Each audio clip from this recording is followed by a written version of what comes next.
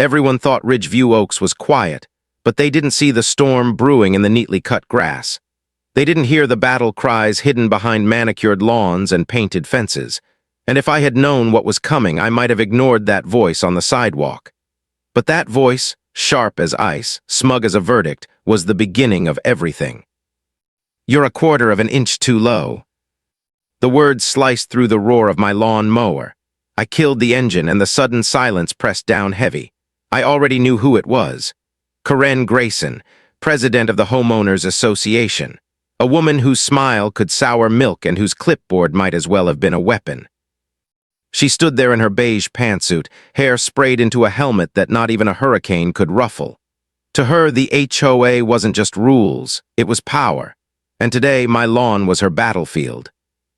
I looked down at the grass. Green, freshly cut, perfect to me, but not to Karen. She tapped her pen on the clipboard like a judge with a gavel. "Article 4, Section B, lawn height must be between 2 and 3 inches. You're scalping it. It's unsightly." My jaw tightened. "It's my grass, Karen. I'll cut it how I want." Her lips curled into a smile that never touched her cold eyes. "It may be your grass, Mark, but it's in my neighborhood." She made a check mark, each stroke deliberate like she was carving my name onto a headstone. "This is your official warning. Next violation, $50. I could feel the heat rising in my chest. A fine for mowing my own lawn, my fists clenched, words tumbling out louder than I intended. "You've got to be kidding me." I am never kidding when it comes to preserving property values. That's when my wife, Tara, stepped onto the porch. Her iced tea glass caught the sun, but her eyes were steady on me. She was my anchor, calm when I burned, too hot, fierce when I faltered. Karen's voice shifted to fake sweetness. "Just reminding your husband about the guidelines, Tara. We wouldn't want the neighborhood looking untidy." I took a step forward, my voice sharp. "There are a lot of things untidy around here, Karen, starting with your personality." Her smile vanished. Her pen scratched the paper furiously. $100, harassment of a board member. I stared at the paper she ripped from her clipboard and slapped into my hand. A fine, for words on my own driveway. She turned on her heel, walking away like she had already won. But I knew deep in my gut that this was not about grass.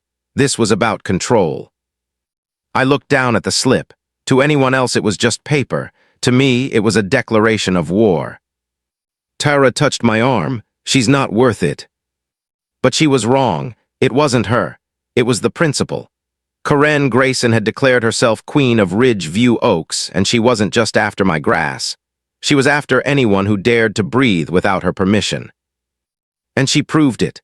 My neighbor Fred was the first real casualty. A good man with a yard full of garden gnomes, fishing gnomes, Elvis gnomes, poker-playing gnomes. They weren't hurting anyone. They brought people joy. But Karen called them a violation of aesthetic harmony. She made him remove them. When he tried to hide them behind a tall fence, she changed the rules. Fences no higher than 5 feet. Fred was 6. He took it down with tears in his eyes. And it didn't stop there. A family fined because their basketball hoop was rusty. An elderly woman punished because her wind chimes were noise pollution.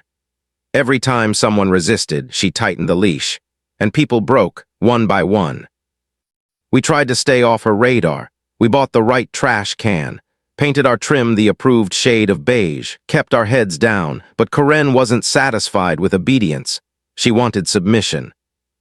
And when I cut my grass too low, she saw it for what it was, defiance.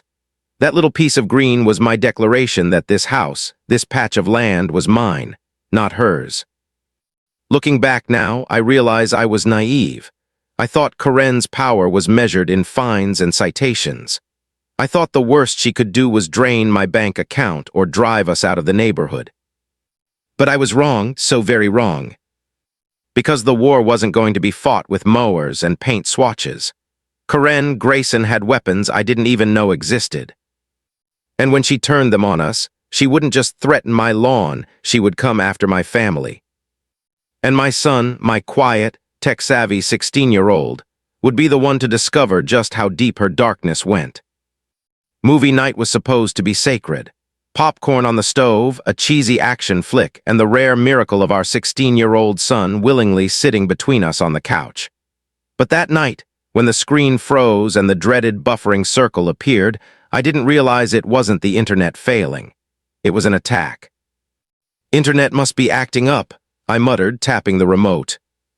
"It's been slow all week," Kevin said without looking up from his phone.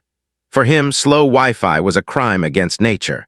The kid spoke in gigabytes and code the way most people spoke in small talk. A frozen screen wasn't just an inconvenience, it was an insult. I reset the router. No change, 30 seconds of movie, then the spinning circle returned, taunting us. "That's it," I sighed, tossing the remote onto the couch. "Movie night ruined." But Kevin was already on his feet, eyes sharp. "Let me look at it." When Kevin said that, it didn't mean fixing the Wi-Fi. It meant a puzzle had been thrown at him. And puzzles, well, puzzles were his battlefield.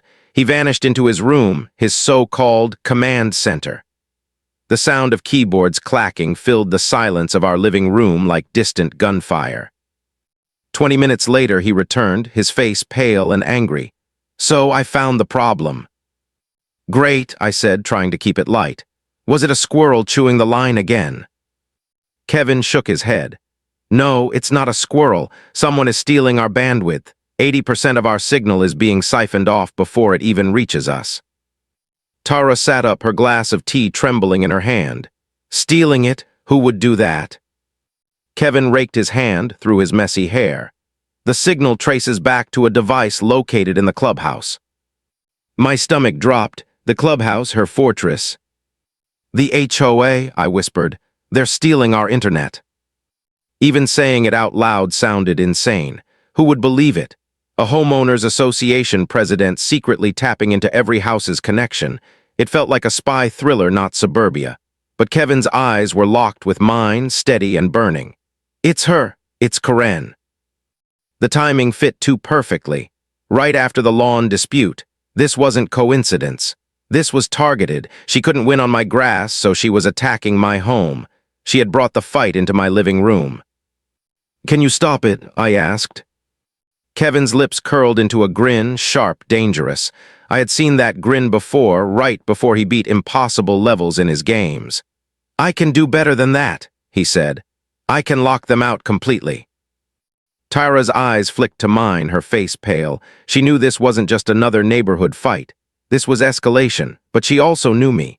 She saw the fire in my chest. She gave one small, steady nod. "Do it," I said. Kevin disappeared back into his room. The clacking of his keyboard was different this time, not playful, not like music, but like steel being forged. When he emerged, it was with victory in his voice. "They're out, and I've set a new password. 32 characters fully encrypted. Good luck guessing that, Karen." For the first time in weeks, I felt triumph. But across the street, inside her pristine house, Karen wasn't celebrating. She stabbed at her iPad, watching her system scream red. Viper pipeline disconnected, source node compromised. Her face drained white. She wasn't used to being challenged, and for the first time she looked afraid. The peace lasted 17 hours. The next afternoon, Karen stormed onto our lawn, no beige pantsuit this time, a hot pink blouse, her face twisted in fury. She waved a router in one hand like a severed head and a phone in the other. "Changing your Wi-Fi password without HOA approval is illegal," she shrieked. The whole cul-de-sac watched from their windows. Curtains twitched. Phones recorded. Kevin pulled ours shut while I gritted my teeth, my hands trembling to keep from grabbing that router and snapping it in two. By morning, the retaliation arrived. A bright orange sticker on my car window screamed, "Final TOWING warning." The fine print cited street parking violation, but my car was in my own driveway. "She's not even pretending anymore," I muttered, slapping the notice onto the kitchen counter. Tara's voice was grim. "This is retaliation for the internet, she knows." Of course she knew. She had lost her weapon and she was lashing out. Over the next week, it was a barrage. Fines for putting recycling bins out the night before trash day. A citation because a single weed dared to crack through the sidewalk. Letters accusing us of hostile Wi-Fi activity. Hostile Wi-Fi. I read the notice aloud, my voice dripping with disbelief. Is that even a thing? What am I supposed to do? Beam angry thoughts at her. She's making it up as she goes, Kevin said, scanning the letter. She's just throwing everything at you to see what sticks. But it was sticking. We were already buried in fines, hundreds of dollars, piling higher every day. That night I walked next door. Fred was in his backyard, polishing one of his gnomes like it was a wounded soldier. He looked up at me, weary eyes under the porch light. Hostile Wi-Fi, huh? He said with a sad laugh. Last week she fined me because my bird feeder was attracting undesirable avian elements. I think she just hates blue jays. I lowered my voice. Fred, what do? We can't let her keep running our lives. His face sagged. It's Karen's world. We're just paying rent to live in it. A few people tried to fight her in the beginning. She buried them in legal fees. She's got a lawyer on retainer with our dues. We've got nothing. His defeat hit me harder than the fines. That's what Karen did. She didn't just take money. She took hope. She broke people until all that was left was quiet fear. But something inside me snapped. I couldn't live like that. Not for me, not for Tara, and not for Kevin, who had already been dragged into this war. The next day I marched straight to her. She was outside, overseeing the replanting of flowers, naturally, the only approved color of petunias. Karen, I said sharply. Her eyes narrowed. If this is about the towing notice, your vehicle was clearly in violation. My car was in my driveway, and you know it. All of this, the weeds, the bins, this nonsense about Wi-Fi, this is harassment. She laughed, a sharp, ugly laugh that made the flowers wilt. Harassment? I call it diligent enforcement of community standards, standards you agreed to when you bought your home. She stepped closer, her voice dropping to a hiss. And if you don't like it, you can move. This isn't about rules, I shot back. It's about the internet, isn't it? You were siphoning bandwidth, and when we cut you off, you... Her eyes flashed with something darker than rage. For the first time, I saw fear. She leaned in, her words dripping venom. Be very careful, Mark. The HOA has a mandate to ensure stability. People who disrupt that stability, life tends to get very uncomfortable for them. It wasn't a threat, it was a promise. And as she turned her back to me, dismissing me like a bug, I realized the truth. This wasn't about grass, or fines, or even Wi-Fi. Karen was hiding something bigger than any of us knew. And without meaning to, my son had already kicked the hornet's nest. The night after Karen hissed her threat, sleep didn't come. I lay in the dark, her words crawling under my skin like poison. Security and stability of the community. Why would she need so much bandwidth? What kind of security ran out of a suburban clubhouse? By dawn, I was packing the kitchen, coffee untouched. She's hiding something, I whispered to no one, but the moment I said it, I knew it was true. At breakfast, I looked across the table at Kevin. His hair stuck up in every direction, his eyes bleary, but I could see it, that spark he always got when a puzzle was unfinished. Son, I said quietly, I need you to go back in. His spoon froze halfway to his mouth. Back in? Dad, I locked her network down so hard, even I can't break back through without serious work. I don't want you to break it. I want you to slip inside, quiet like a ghost, see what she's hiding. For a moment he looked 16 again, just a kid, scared and overwhelmed. But then the fear hardened into determination. He leaned forward, that sharp grin tugging at the corner of his mouth. A ghost, huh? I can do that. For 2 days, Kevin was a shadow. We heard nothing but the furious click-clack of keys behind his bedroom door. Meals slid inside like offerings to a young warrior preparing for battle. Tara wrung her hands, her eyes never leaving me. Mark, are you sure about this, if he gets caught? What's the alternative? I snapped, packing. We just let her run us into the ground, fine us until we lose the house. She looked down, but I saw the terror in her eyes. She wasn't afraid of fines. She was afraid of Karen. On the third night, close to midnight, Kevin emerged. He looked pale, his hands trembling as he carried his laptop like a relic. You need to see this. We huddled on the couch as he set it on the table. Lines of code scrolled past, a language I didn't understand, but his voice carried the weight. I got back in, harder than I thought. She's running professional-grade systems. This isn't home router junk. It's the kind of hardware used by corporations or governments. A chill crawled up my spine. What's it for? Kevin's fingers flew, pulling up a digital diagram. It looked like a spider web, endless threads linking server after server. She wasn't just stealing bandwidth. She was building something, a private network using all the residents as cover. It hides traffic, makes it impossible to trace. A smoke screen, Tara whispered. Exactly, Kevin's eyes blazed. And the data, it's being funneled offshore, encrypted, untraceable, but I found a name, a project designation, it kept repeating. He typed a few keys. A single word appeared on the screen, stark white against the black. Viper. What is Viper? I breathed. I don't know, Kevin admitted, his voice low. But it's big and it's bad. The files are massive, video files, terabytes moving every day. And the money. He opened another window. Numbers flashed across the screen. Our HOA dues, the ones she raised, they're not going to landscaping or lawyers. She's funneling it into crypto wallets tied to the same servers. The room went still. The truth hit like a hammer. This wasn't about lawn height or gnomes or hostile Wi-Fi. Karen wasn't just a petty tyrant. She was laundering money, using our neighborhood as a cover for something monstrous. Tara pressed her hand to her mouth. Oh my God. Kevin closed the laptop, his hands shaking. Dad, if she finds out I saw this. She already suspects, I said grimly. That's why she's coming after us so hard. We stumbled onto something she's desperate to protect. The kitchen felt small, suffocating. Outside, Ridgeview Oaks looked the same. Neat hedges, driveways washed clean, a picture of suburban peace. But underneath, we were standing on top of a criminal empire. We have to go to the police, Tara said suddenly, her voice sharp. Now, before she buries us. No, I said. The word came out harder than I expected. Her eyes snapped to me. Mark. Think about it, I said, my voice low. What do we tell them? That my 16-year-old son illegally hacked into the HOA's private network? That he found encrypted files we don't understand? Karen will spin it. She'll say we planted it. She's the respected president. We're the troublemakers with fines stacked against us. Who do you think they'll believe? Kevin spoke quietly. Dad's right. First thing they'd do is confiscate my laptop. Then I'm the criminal, she walks free.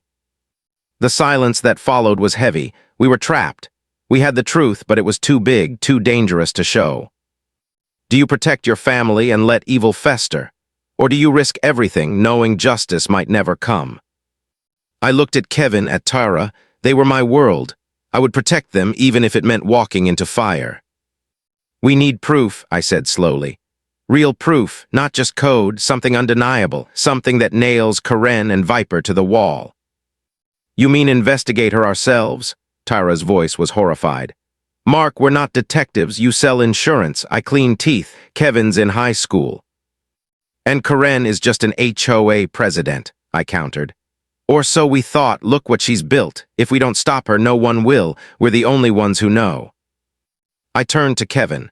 Can you do it? Can you find out what Viper really is, without them knowing you're there? He swallowed, the weight heavy on his young shoulders. But then that spark lit again, fierce and unyielding. He nodded. I can try, but I'll need better tools and, he hesitated. I'll need to get inside the clubhouse, physically. The words dropped like a stone into water. He wasn't talking about hacking from his room anymore. He was talking about a break-in. Tara's face went white. No, absolutely not. But I knew it was the only way. We had already crossed the line the moment Karen hijacked our Wi-Fi. We weren't just victims anymore. We were conspirators, and the only way forward was through the storm. That night, as I lay in bed staring at the ceiling, I realized the war had changed. It wasn't about lawns or fines anymore. It wasn't even about Karen. It was about Viper. And if we didn't find out what it was going to swallow us whole. Sometimes the line between protection and crime is thinner than a blade of grass. I crossed it the moment I agreed to let my son risk everything inside that clubhouse. And once you cross a line like that, you don't go back. The plan sounded insane when Kevin first laid it out on the kitchen table, his laptop open, schematics glowing on the screen. "We plant this," he said, holding up a device no bigger than a deck of cards. "Wires, a tiny processor, and a magnetic clip. It's a keylogger and data sniffer. Once it's connected to the server rack, it records everything, passwords, files, even encrypted data. It'll give us a window into Viper's core." Tara's face went pale. "You're talking about breaking in." Kevin didn't flinch. "The main server," in a locked office in the back of the clubhouse. Standard lock, but the building's keypad entry has a motion alarm system. "So we need the code," I said slowly, "and a way past the sensors." That's when the voice came from the doorway. "I might be able to help with the code." We all turned, startled. It was Fred, clutching a plate of brownies. He shifted awkwardly. "I saw the lights on, thought maybe you were up worrying about Karen too, and us stress baking helps with the gnome anxiety." For a moment I considered lying, but Fred had suffered under Karen too, and more importantly, he hated her with the quiet fury of a man whose garden had been stripped bare. So I told him not about Viper, not the darkness underneath, just enough. That Karen was misusing HOA funds, that we needed proof, that we were planning something reckless. His eyes widened.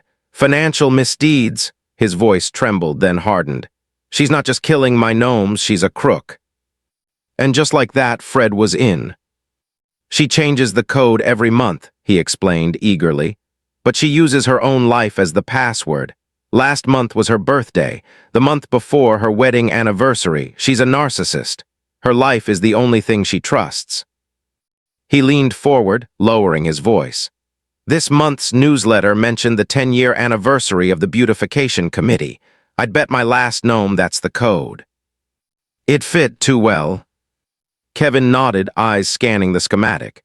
"Okay, that gets us in the door, the motion sensors." I studied the floor plan. Most systems have blind spots right under the sensor itself. If we move slow enough like statues, we can make it through.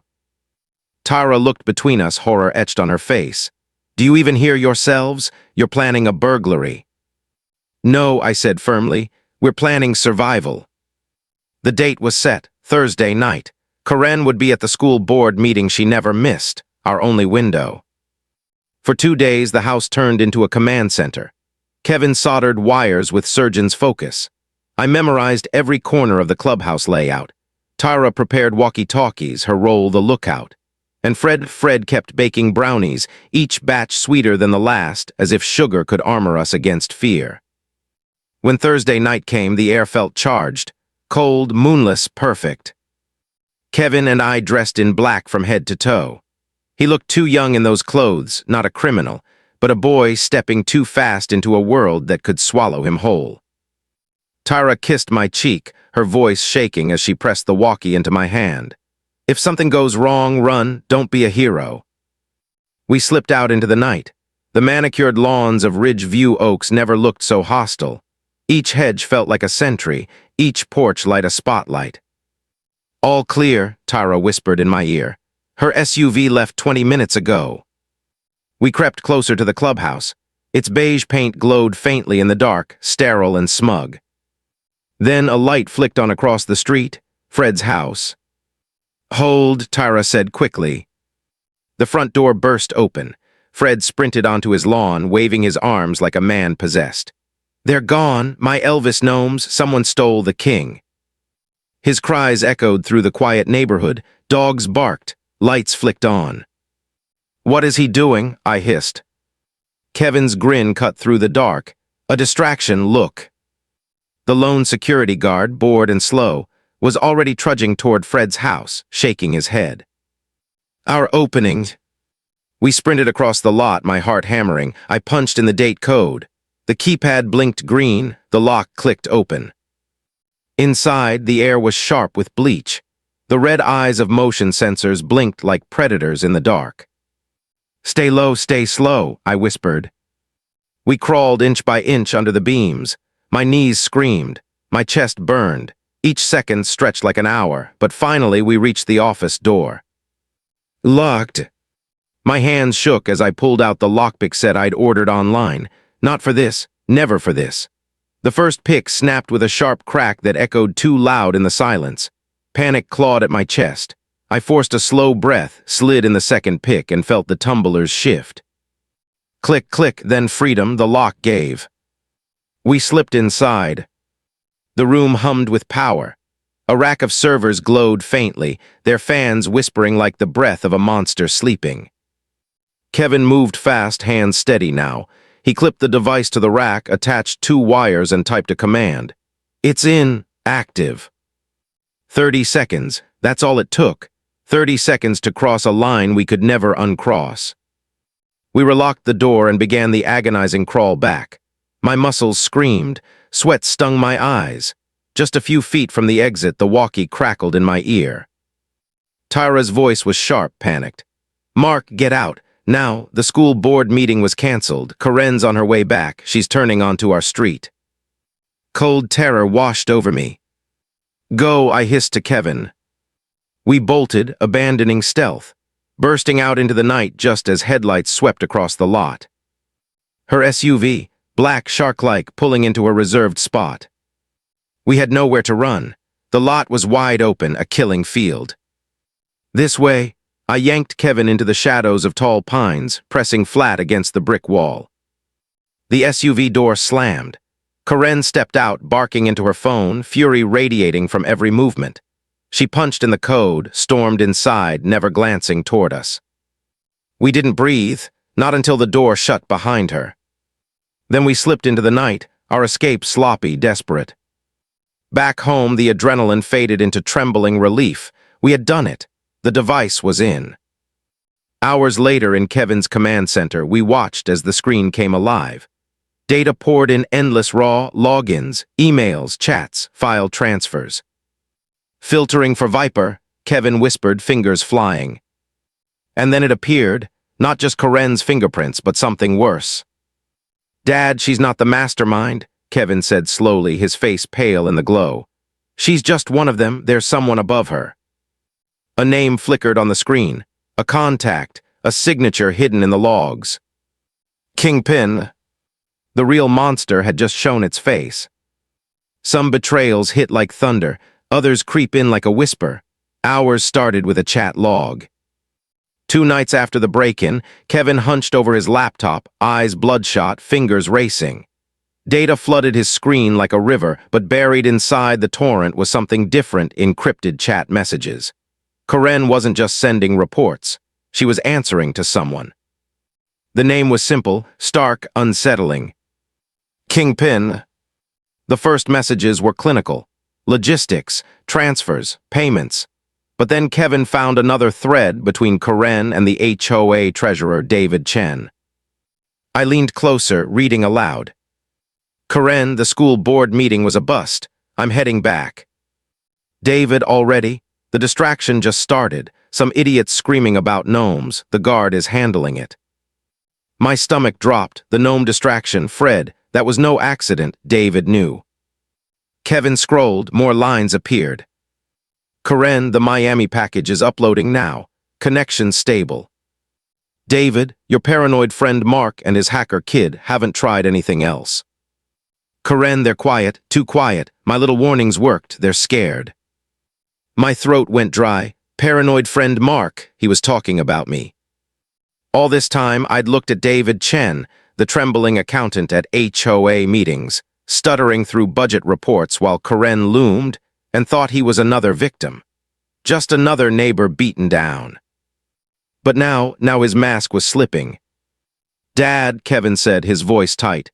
David wasn't covering for her, he's working with her. No, it didn't fit. The man lived 3 streets over. He brought Jell-O salad to the potluck. He waved awkwardly from his driveway. He wasn't a mastermind. He was forgettable, harmless. Until Kevin dug deeper. More logs, more transfers, more orders from Kingpin, but something didn't add up. Kevin traced financial records, accounts tied to the HOA dues. Each thread led to offshore servers, crypto wallets, and then to one name that appeared again and again. David Chen. It was like ice water down my spine. No, I whispered, that's impossible. Kevin clicked open the HOA's bank portal, cross-checking credentials. Dad, he's not just treasurer, look. He pulled up a regional banking website, and our team page. There he was, smiling in a sharp suit, looking every bit the meek family man we thought we knew. The caption read, David Chen, Regional Vice President. My knees felt weak. Tara gasped, clutching the back of the chair. The truth landed like a bomb. David Chen, the quiet treasurer, the timid accountant, wasn't Karen's lackey. He wasn't the victim. He wasn't even her equal. He was the Kingpin.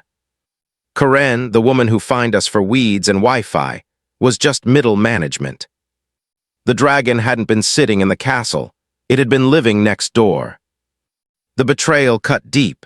We pitied him. We trusted him. And all along, he had been orchestrating everything, laundering money, running Viper, using Karen as his iron fist while he played the role of a harmless mouse. Tara's voice trembled. If this is true, then we're not just fighting Karen, we're fighting him. And he's dangerous, Kevin added, scrolling through the logs. He's been handling shipments, exchanges, physical hard drives, stuff too sensitive to send online. Look. He pulled up another message. Kingpin, the Miami drop is too hot. We need a new exchange point. Your location is clean. I'll be there for the annual HOA dues collection meeting. I'll make the collection myself. I swallowed hard. He's coming here. David Chen, Tara's voice was barely a whisper. Kevin nodded grimly, in person to pick up the drives. The walls of our kitchen felt like they were closing in. Suddenly, every shadow outside the window felt dangerous. Every passing car could have been his eyes. We hadn't just stumbled onto Karen's corruption. We had walked straight into the lair of a crime lord. I remembered the way David had looked at Karen during those meetings. Nervous, small, trembling, it had all been theater, a mask. He'd fooled us all, hiding in plain sight behind clipboards and paperwork. Dad, Kevin said quietly, if we go public with this, if we try to expose him ourselves, we won't live to see the fallout, I finished. The weight of it pressed on me. Karen was dangerous, but Karen played by rules, twisted rules, but rules. David was something else entirely. A man like him didn't retaliate with fines. He retaliated with silence, permanent silence. Tara covered her face with her hands. We can't handle this. He's not just HOA, he's organized crime. She was right. We were drowning, armed with nothing but a laptop against a man who controlled money, networks, and people. The silence in the room was suffocating, until Kevin broke it. So what now? I looked at him, at my wife, at the family I'd sworn to protect. Fear burned in my stomach, but over it rose something sharper. Resolve. We go back to Plan A, I said. But not the local police. They're too close. Karen and David probably own them already. We take this higher, to the feds. Kevin frowned.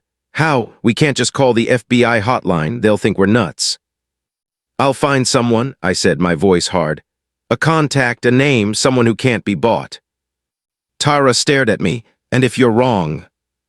I met her eyes. Then we're already dead. The house was silent that night, but I didn't sleep. I sat in the living room, staring at the laptop, watching that one word burn into my mind. Viper. It wasn't Karen's game. It was David Chen's empire.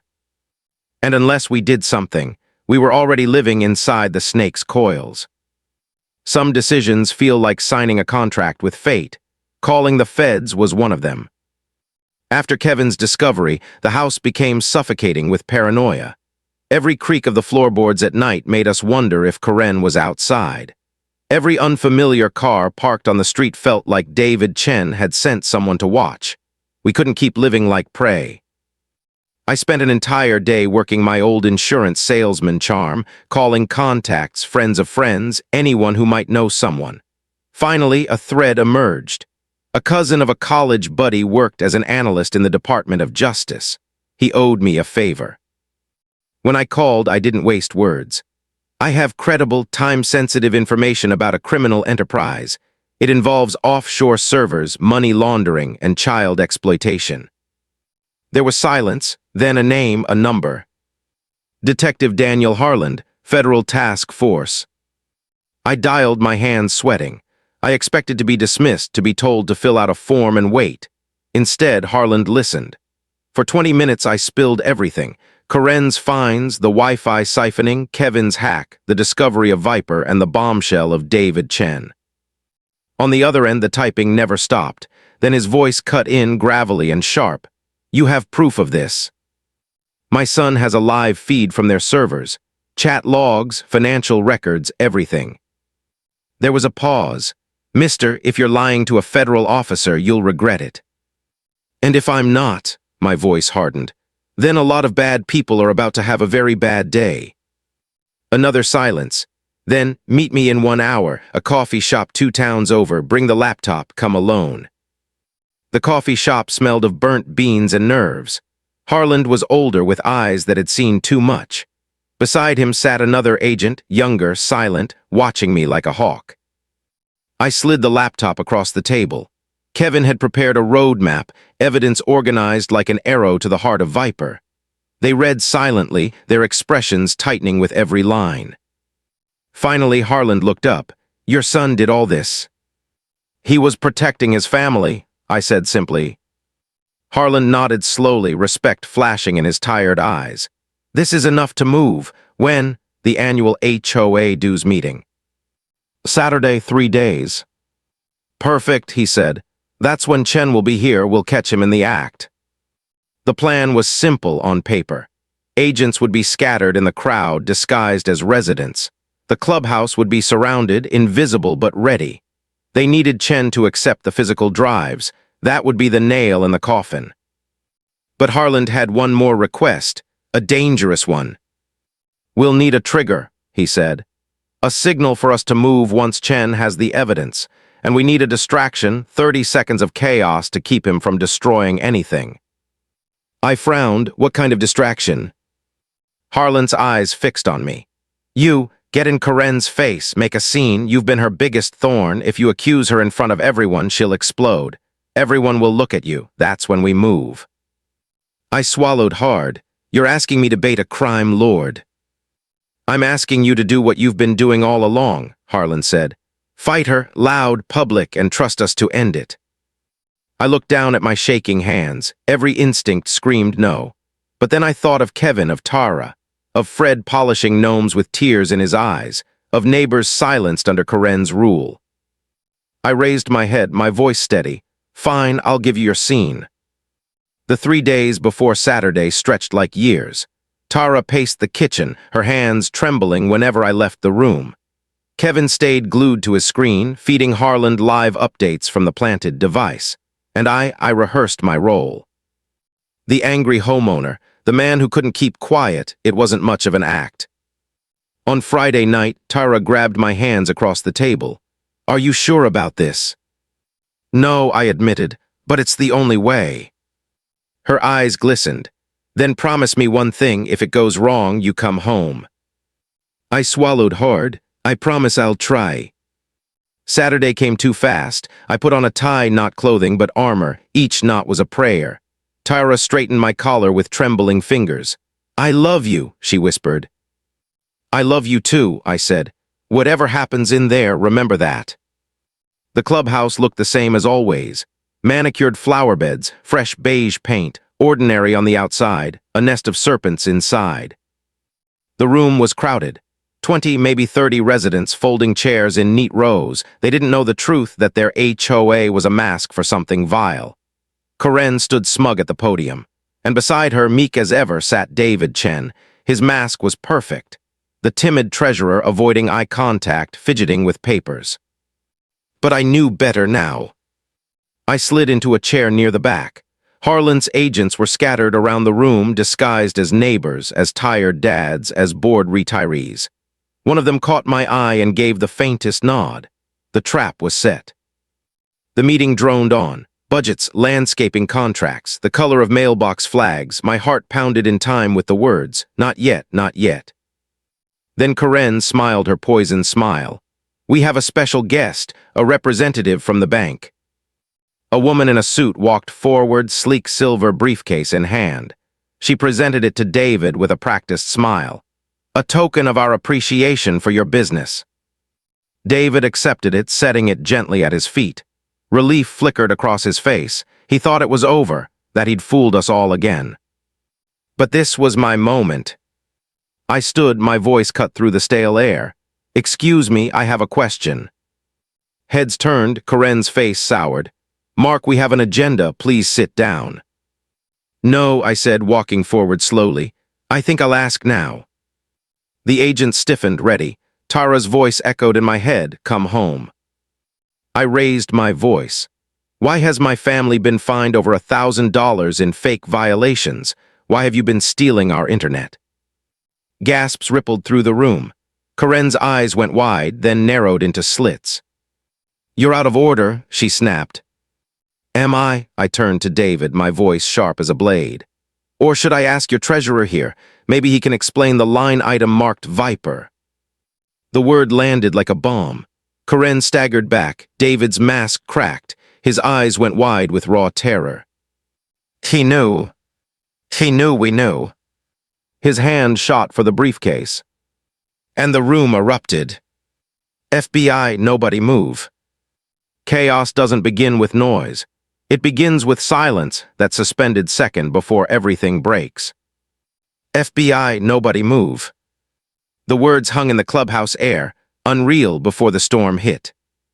Chairs screeched, gasps tore through the crowd. People shrank back as agents drew their weapons, badges flashing.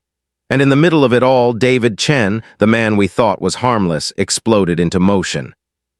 He flipped the briefcase onto the table with a speed that didn't belong to a timid treasurer. The latches snapped open.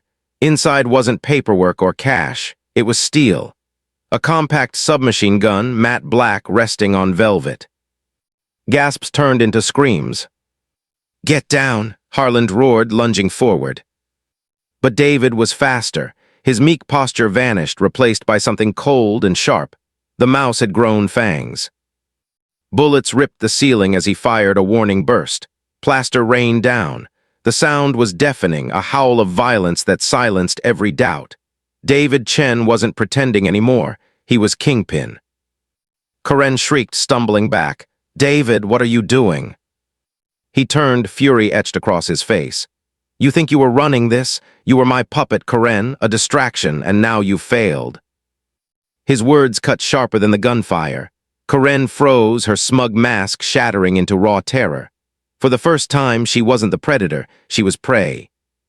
Agents shouted commands, "Drop the weapon." But David wasn't listening. He kicked the briefcase aside, eyes scanning for an exit. The room was a trap, but he wasn't panicking, he was calculating. Then his gaze landed on me. "You," he hissed, "this is your fault." For a heartbeat, everything narrowed, just me, him, and the gun. Before he could raise it, a blur crashed into him. Fred, the man who had lost his gnomes, who baked brownies for courage, who carried years of quiet humiliation under Karen's reign. He was the one who moved. He tackled David with a roar that shook the walls. The gun went off, bullets shredding banners and glass. The crowd screamed and dove for cover. "Fred," I shouted, lunging forward. The two men crashed into the table, papers and coffee cups flying. David fought like a cornered animal, his strength shocking, but Fred held on, his face red with fury. "This is for Elvis," he bellowed, slamming David into the floor. Agents surged forward, but David twisted, driving an elbow into Fred's ribs. The crack echoed. Fred cried out, his grip loosening. David scrambled free, gun back in hand, eyes blazing. For a second, I thought it was over. Then Karen did the unthinkable. She lunged for him. Her nails clawed his face as she shrieked, "You ruined me!" Her voice cracked, half fury, half despair. For all her cruelty, Karen had never realized she was disposable, just another pawn. David shoved her hard. She flew backward, slamming into the podium with a sickening thud. Gasps filled the room as she crumpled, groaning. The distraction was enough. Harland fired. The shot rang out, sharp and final. David staggered, the gun clattering from his hands.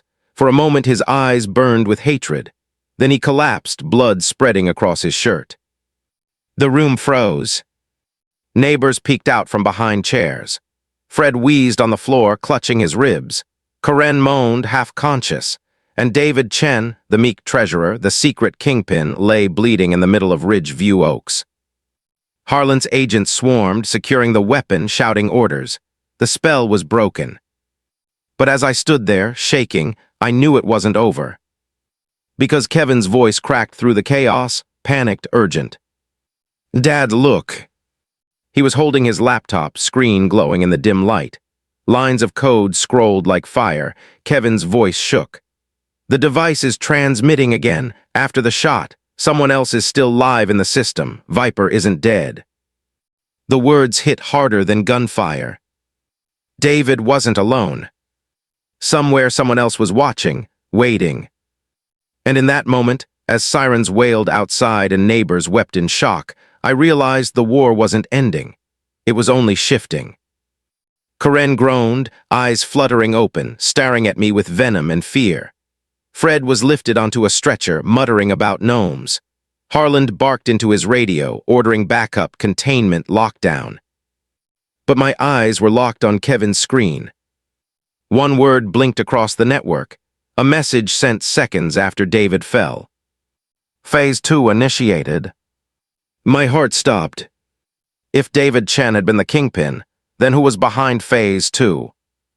And what did it mean for us? Silence after chaos is never peace, it's dread.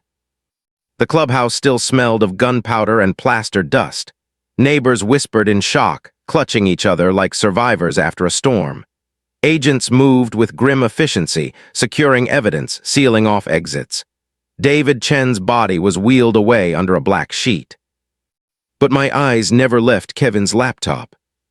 That single message blinked like a curse. Phase 2 initiated. "What does it mean?" I asked, my voice hoarse. Kevin's fingers flew, his face pale in the glow. "It's a failsafe.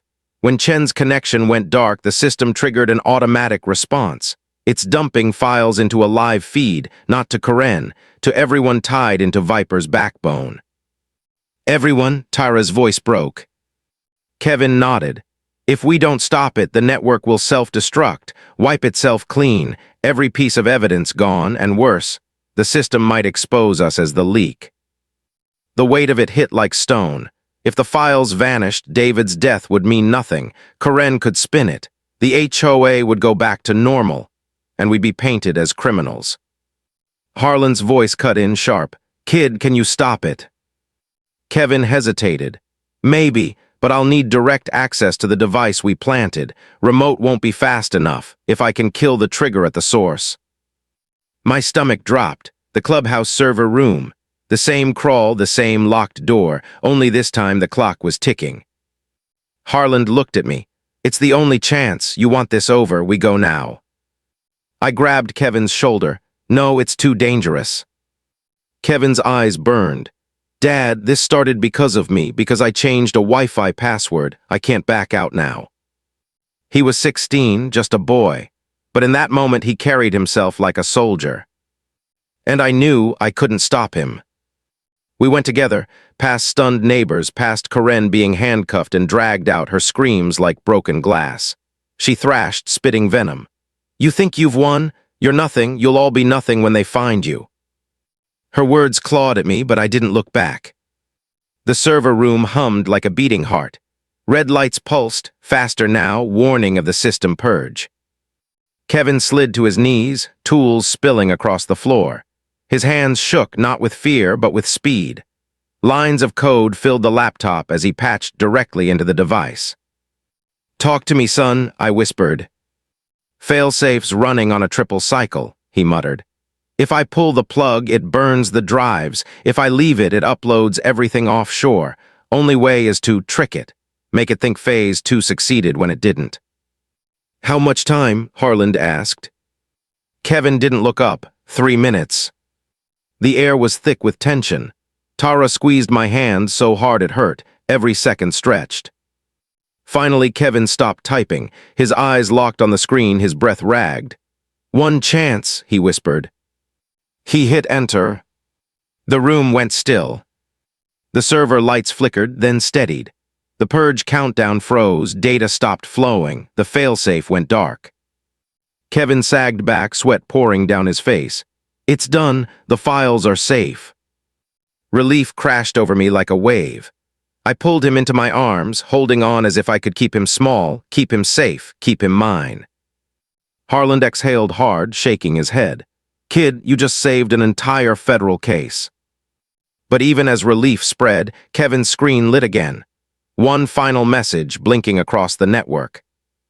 You cut off the head, but the serpent has many. The words burned into us. Viper wasn't one man, it was a machine, a network. David Chen was just one head of the beast. But it was enough to bring it down for now. Enough to drag Karen into the light, her empire shattered. Enough to buy us breathing room. Days later, the neighborhood looked the same. Children rode bikes. Sprinklers ticked lazily across green lawns, but nothing was the same. Karen was gone. Indicted, exposed, her smug reign ended in shackles. David Chen was a headline, treasurer linked to global crime syndicate. And Ridgeview Oaks was left to face the truth of the monster it had harbored. Neighbors stopped me on the street now, their voices hushed with gratitude. Fred limped past my house with bandaged ribs, saluting with a brownie in hand. And Tara, she smiled again, though her eyes still carried the shadows. Kevin sat at the kitchen table one evening, laptop closed for once. Just a boy again, my boy. You know, he said softly, I never wanted to be a hero, I just wanted decent internet. I laughed, but my chest ached with pride. Heroes don't get to choose, son, they just show up when no one else can. He looked at me then, his eyes older than his years. What happens if Viper comes back? I met his gaze steady. Then we fight again together. For a long time we sat in silence, the weight of everything between us, and I realized something. Karen had thought she could control us with fear. David Chen had thought he could hide behind weakness. But in the end, it wasn't power or money that won. It was family, a stubborn dad, a brave kid, a mother who never stopped believing, a neighbor with broken ribs and more courage than sense. Sometimes victory doesn't look like triumph. Sometimes it looks like surviving the storm. And for the first time in months, Ridgeview Oaks felt like home again.